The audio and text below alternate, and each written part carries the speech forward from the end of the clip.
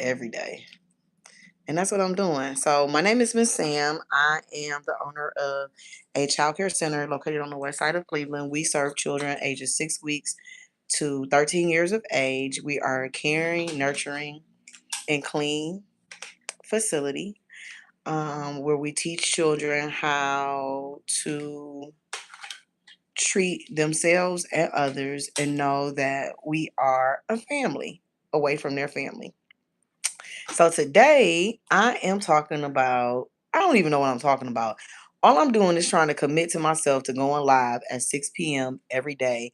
Like I said, I was going to go live. But I'm going to talk about a couple of things. So the first thing is, when your child lies to you, it is very difficult as a parent to respond in the appropriate way.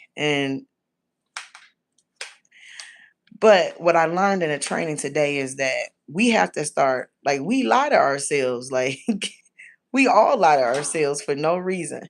And because we lie to ourselves, it perpetuates in the reasons that we come up for others on why they're doing certain things. Right? So,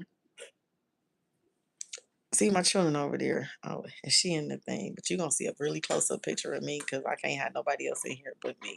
Because I'm trying to commit to going live at 6 o'clock every day. But I didn't even know what to talk about today. But we just can't. We can't lie to our kids, and we can't have our kids lie to us. Now, you cannot control what somebody says to you. You can only control what you say to somebody else. And that's different for everybody. But when you control what you say to somebody else, you set the tone for how the conversation is going to go. So if you're truthful to yourself, then you should be truthful to that person that you're speaking to. Um, my children are on their way back to Cleveland now. The one child I actually told was supposed to leave on Wednesday and they did not.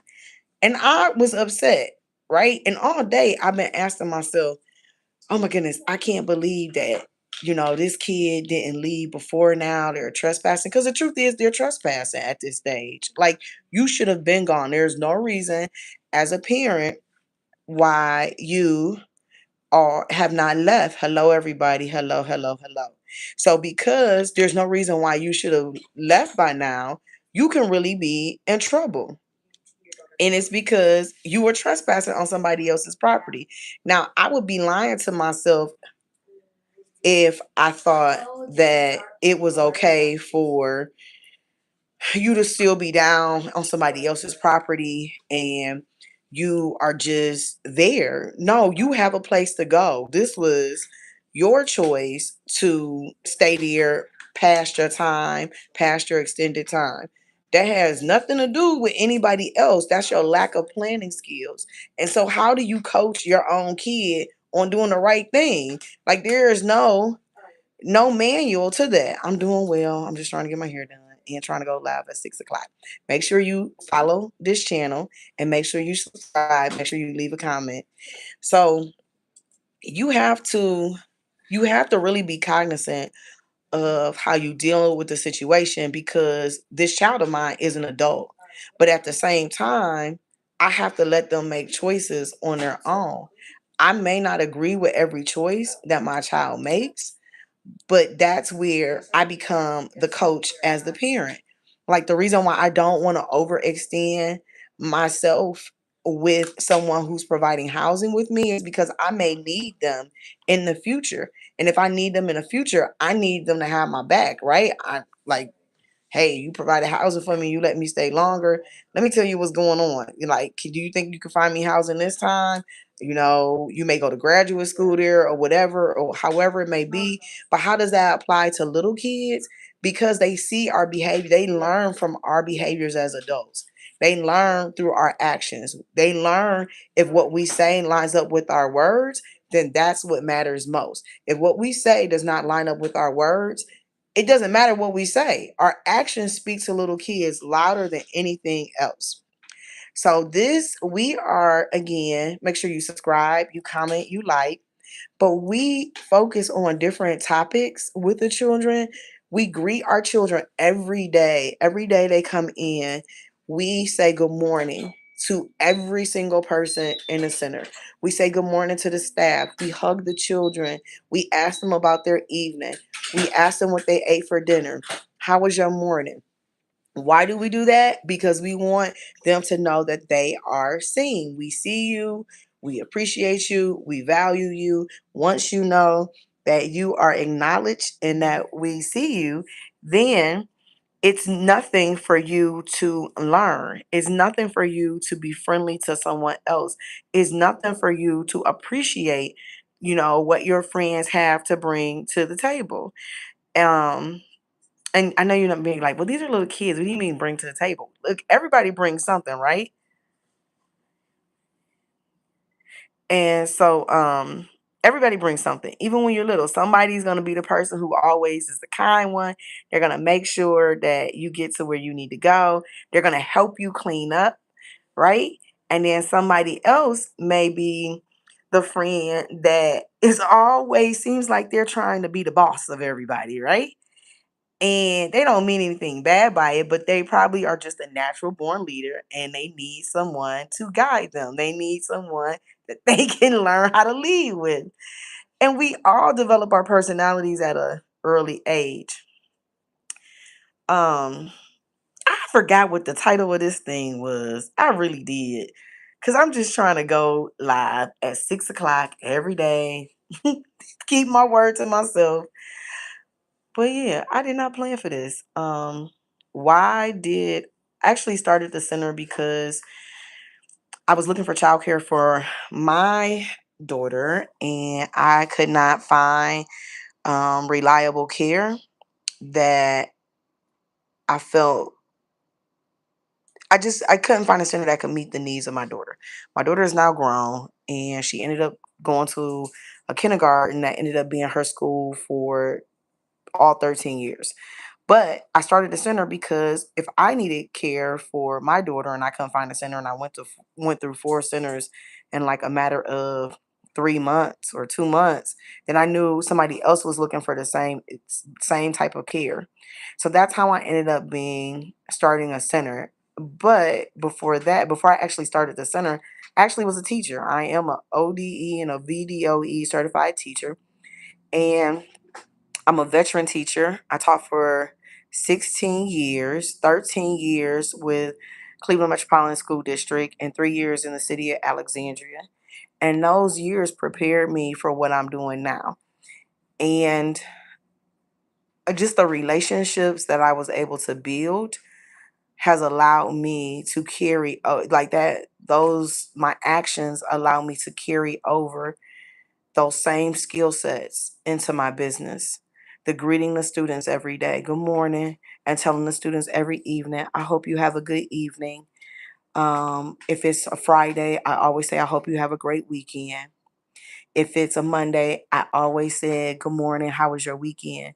Those simple things show someone like you really care. And when they respond, you actually listen. I have students who come into the center every day and when I ask them how's their weekend, sometimes they tell me, I say, this is what I say. Did you have a good weekend? And they'll say no. And then I'll say, you didn't have a good weekend. And the parent will interject and say, yes, they did. They just told us they didn't have a good weekend. You can't control your child's feelings. Only your child can regulate your feelings. Just like I can't regulate your feelings, you can't regulate my feelings. So for a parent to tell a child they didn't have a good weekend, you don't know what that child went through. So you have to ask more questions. So why wasn't your weekend good? Did you sleep well last night? Did you have fun with your dad if they went with their dad? Did you spend time with your cousins? Or did you not get to do those things and you wanted to do those things? Did you not get to sleep? You have to ask questions. And I know some of you may be thinking like, well, why would you ask a kid all those questions? Because it gets them to think. It allows them to expand their brain and be able to have a conversation. And conversations are important. One of the things that I can see repeatedly year after year is that our children are excellent communicators at our center. When I say excellent communicators, they are literally talking in full sentences by two. Like they may not say nothing, during the infant stages. But by 2, they are having complete sentences. Anyone off the street can hear them. Sometimes as infants, we hear them saying things. I'm like, I know they didn't just say that, so I'm gonna ignore that. But it really sounds like our infants are talking. But that's because we're talking to the infants. We're looking the infants in their eye. We are asking them questions. We're reading books to them in the morning, in the afternoon, and we let them know what we're doing. Okay, I'm going to change your diaper. Okay, come on, let's go wash our hands. Come on, let's go sit down at the table so you can eat. Oh, what's for lunch today? Oh, you're having grilled chicken and you're having broccoli and you have peaches. Oh, that looks delicious. Or, it's time to take a nap. Do you want any milk? We also do sign language. And so when you see a kid do sign language for the first time, it like melts your heart because it's like, oh my goodness, they're talking to me without saying words. It's like the best feeling on the face of the earth, especially when they say all done, or when they say more, or when they say eat, or when they say milk. Those are because that's like basically everything the child needs when they're young to communicate what's going on. So being able to communicate with a kid and a kid to communicate with you is extremely important. You have to know, the kid has to know that what they have to say is important, and what you have to say to them is important, that you are there to protect them. You are there to lead them in the absence of their parents. We also get a lot of kids, because we do such a great job at it, who end up calling us mom. Like they'll be like, ma, like I'm not your mom, but come on, what is it? Tell me what it is that you need. And it's not a slight to anybody. It's not that I'm telling them to call me that, but the behaviors that we display toward the child mimic that of a mother. And so you have to be very careful with that, especially if the mom is, not confident in their motherly abilities, or there's like a gap or void within the mom's life and they question like, well, why is my kid calling you mom? And they don't even call me mom. Well, I don't have no control over that. I'm not telling your kid to call me that. Actually tell your kid to call me by my name, Miss Sam. So then that way there's no confusion and they're choosing to call me that. But the fact that your child chooses to call somebody who is not their mother mom shows how great of a care that person is providing for not only your child but for your family. So as a parent, I know my kid was in a school who is now 22. And this lady, when I say her name was Miss Joanne took excellent care of my child. Miss Joanne would hug my daughter every morning and she would greet her and she would be so excited to see my child. When we left, Miss Joanne asked me for our address and she sent my child a birthday gift for at least 2 years after my child had left the center. At first, I was kind of like, oh my goodness, this lady kind of crazy. Like, why is she, always over my daughter? But then I realized that was like a blessing. That truly was a blessing from God to have somebody looking over my child in my absence who truly cared for her. Miss Joanne would leave her classroom to go check up on my child who had transitioned to another classroom. We all need people like that in our children's lives. Someone who understands, hey, the mom is not here or the dad is not here because they are in school, they are going to work, and they don't have family to care for the child in their absence while they're in school or while they're at work. And because we all need that for our children, it's important. It's great to see when that happens. It is just really exciting. So I'm almost done with my hair, and I got about another 45 seconds because she about to ask me to wrap my hair. Yep. Yes, can you please wrap my hair? But I just want to make sure that you comment to this video. It will go up later today, and make sure you subscribe to our channel. Again, on here, being a parent is hard. It is extremely difficult, but it is well rewarding. There is no rule book or guidebook on how it's supposed to go. Each child is different and it's different for every child. But just know that there are people out there who will support you and your family, and especially your children, in your absence. And it is your responsibility as the parent to find who those people are. You know, a teacher should never tell you something that you don't see at home.